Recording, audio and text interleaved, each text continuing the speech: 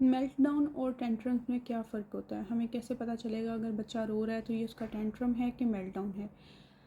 Tantrum उसको कहते हैं जिसमें किसी चीज़ को लेके कोई ज़िद हो।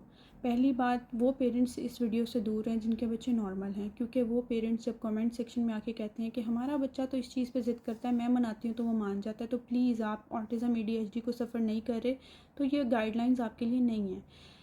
टेंट्रम उस चीज़ को कहते हैं जब बच्चा किसी चीज़ की ज़िद करे, जिस तरह पार्क में है और वो पार्क से आना नहीं चाह रहा और आप उसको कह रहे हैं कि let's go, it's home time, we are going back home, और वो इस चीज़ पे रोना शुरू हो जाता है, वो वहीं पे ज़मीन पे लेट जाता है, वो वहाँ पे बहुत ज़्यादा स्क्रीमिंग शुरू कर देता है, आपको उसको उठा के ड्रैग करके लाना पड़ता है, तो डैट इज़ कॉल्ड टेंट्रम, क्योंकि वो ज़िद कर रहा है कि उससे वहाँ पर रुकना है। आप किसी मॉल में गए हैं, वहाँ पे उसने कोई चीज़ देख लिया, वो कह रहा है इसको अभी राइट नाउ खोल के दो, मैंने अभी खानी है, ये चॉकलेट है, डोनट है, कुछ भी है, और आप उसको नहीं ओपन करके दे रहे, तो वो अपनी सराउंडिंग को देखे बगैर कुछ भी चीज़ें मतलब स्क्रीमिंग स्टार्ट कर दे। उससे फ़र्क ही नहीं पड़ रहा कि मुझे सब देख रहे हैं, मुझे जज कर सकते हैं, कुछ भी हो सकता है, उसको बस अपनी ज़िद पूरी करवानी है।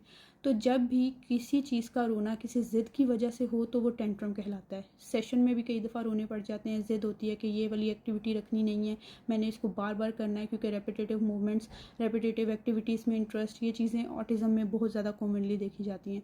फिर कई दफ़ा ऑटिज़म को ट्रांजिशन में इशू होता है, एक एक्टिविटी ख़त्म करके दूसरी एक्टिविटी करवाने में, उसको न्यू एक्टिविटी को एक्सेप्ट करने में, पुरानी को छोड़ने में प्रॉब्लम हो रही होती है, तो वो उस टाइम पे भी टेंट्रम थ्रो कर रहे होते हैं।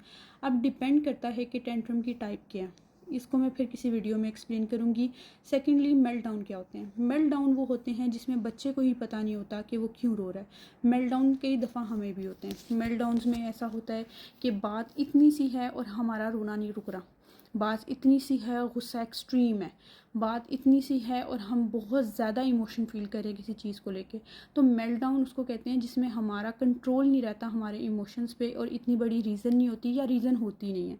कई दफ़ा ऑटिज़म में या ADHD में ये देखा जाता है, मेनली ऑटिज़म में ये देखा जाता है कि वो जब रोना शुरू होते हैं, समझ नहीं आ रही इसको क्या चाहिए, क्या चीज़ उसको तंग कर रही है, पेरेंट्स हर तरह की चीज़ ट्राई करके देख लेते हैं, तो वो रो ही जा रहा है, रो ही जा रहा है, रो ही जा रहा है, और फिर खुद ब खुद वो काम डाउन होता है।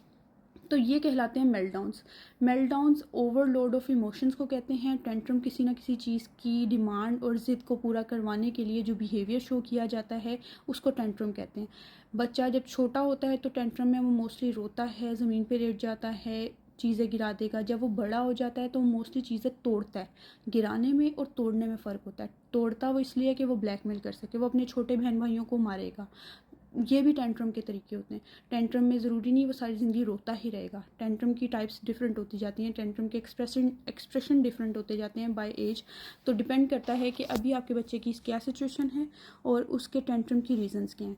अब टेंट्रम्स को कैसे मैनेज करना है और मेल्टडाउन्स को कैसे मैनेज करना है, ये मैं आपको नेक्स्ट वीडियो में बताऊँगी। Thank you so much.